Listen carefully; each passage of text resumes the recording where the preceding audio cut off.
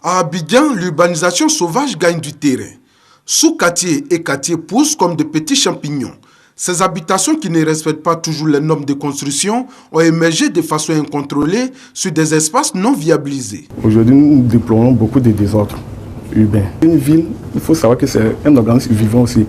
Autant où nous voulons une croissance harmonieuse de tous les membres de nos corps, c'est ainsi la ville. Et pourtant, les planificateurs ont prévu le développement d'Abidjan. La ville a bel et bien un schéma directeur dont la dernière révision date de 1990. À l'époque, Abidjan était l'une des villes les plus urbanisées de Côte d'Ivoire, voire même d'Afrique. D'ailleurs, c'est la plus grande agglomération du pays et la plus importante qui abrite les institutions de l'État, les grandes banques et les grandes firmes. Elle représente 65% du potentiel industriel de la Côte d'Ivoire et est le centre des décisions de l'État. Ces beaux édifices lui ont valu son appellation de perle des lagunes. Mais aujourd'hui, un constat est clair.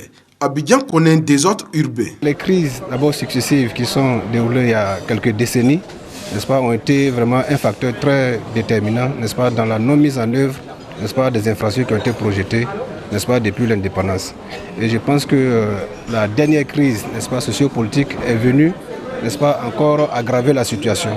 Il y a des documents d'urbanisme, d'aménagement foncier, d'aménagement et d'urbanisme qui ont été réalisés.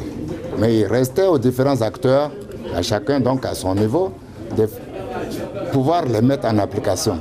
L'inadéquation entre la croissance de la population et la croissance de l'habitat a fait naître un nouveau type d'habitat. Depuis plus d'une décennie, l'on assiste à l'émergence des lotissements non viabilisés, présentant parfois un cadre de vie insalubre et sous-équipés en infrastructures socio-communautaires. À cela s'ajoutent les quartiers précaires. Ces derniers, au nombre de 137, couvrent 2% de la superficie du district d'Abidjan. Certains quartiers dits UP ne sont pas en reste. Aucun plan d'urbanisme n'est respecté dans la construction des maisons. Des personnes nanties construisent des R+2, voire 3, là où il est prévu des maisons basses ou des R+1.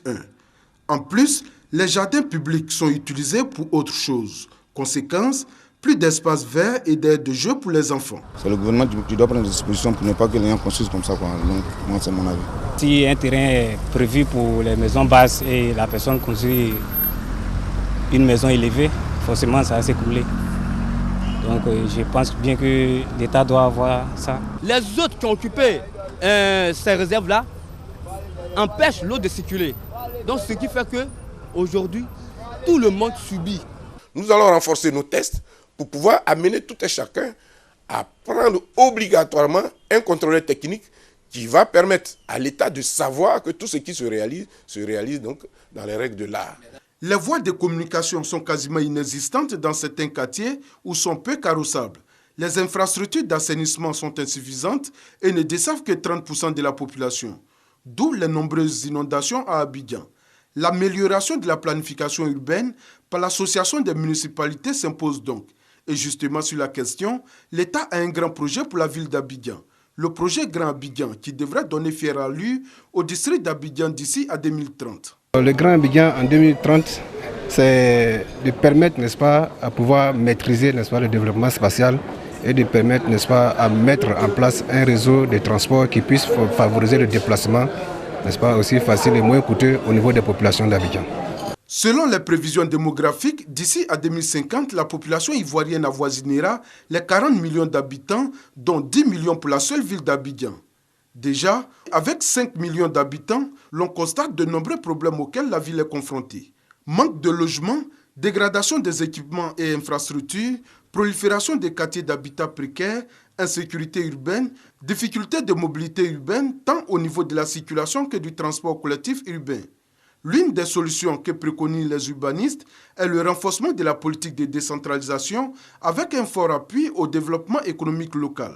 Cela permettra de réduire l'exode rural, surtout l'exode sur Abidjan. La ville telle que nous l'aménageons aujourd'hui, elle reste pour l'éternité. Un jour, ce que nous croyons être l'extrémité de la ville deviendra centre-ville. Vous voyez. Et donc, il faut pouvoir créer d'autres pôles de développement urbain. Et c'est ce que nous faisons.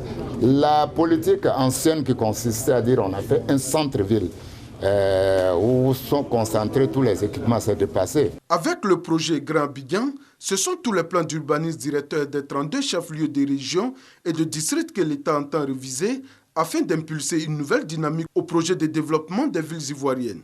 Le schéma directeur d'urbanisme du projet Grand Abidjan s'inscrit dans le plan national de développement PND 2013-2015. Sa réalisation débutera cette année et doit s'achever en 2030.